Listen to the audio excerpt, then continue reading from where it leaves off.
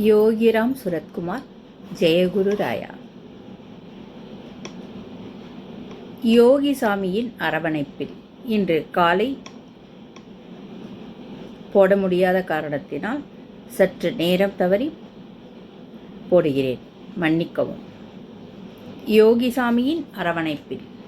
இதன் ஆசிரியர் ராம அரு லட்சுமணன் செட்டியார், லே வள்ளியம்மை ஆச்சி.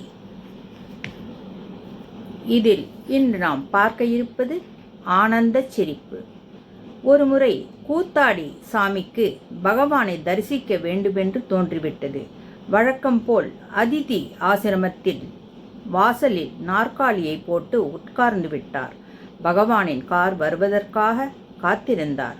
முருகா முருகா என்று கூறிக்கொண்டே இருந்தார். அச்சமயம் பகவான் கார் வந்தது.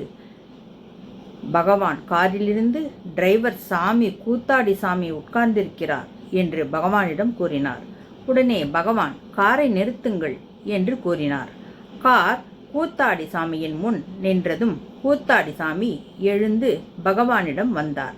உடனே பகவான் தன் மந்தகாச புன்னகையை பூத்துக்கொண்டே, ஏன் சாமி முருகா முருகா என்று கூறிக்கொண்டே இருக்கிறீர்களே, அவர் அங்கே இருக்கிறார் என்று கேட்டார்.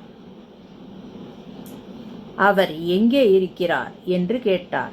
இதோ இங்கேதான் இருக்கிறார் என்று பகவானை காட்ட, இதை கேட்ட பகவான் கலகலவென்று சிரிக்க ஆரம்பித்து விட்டார்.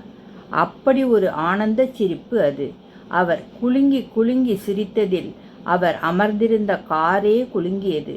அப்போது கூத்தாடி சாமி பகவானிடம், சாமி உங்கள் பாதத்தை தொட்டு வணங்க அனுமதி தாருங்கள் என்று கேட்க, பகவான் தன் காலை தூக்கி காட்டினார்கள். அந்த சாமி பகவானின் பாதத்தை தொட்டு வணங்கினார். இதில் என்ன ஆச்சரியம் என்னவென்றால், காரினுள் சிறிதளவே இடம் இருந்தது. அந்த இடத்தில் காலை திருப்பக்கூட இயலாது. ஆனால் பகவான் எப்படி காலை உயர்த்தினார் என்பதுதான்.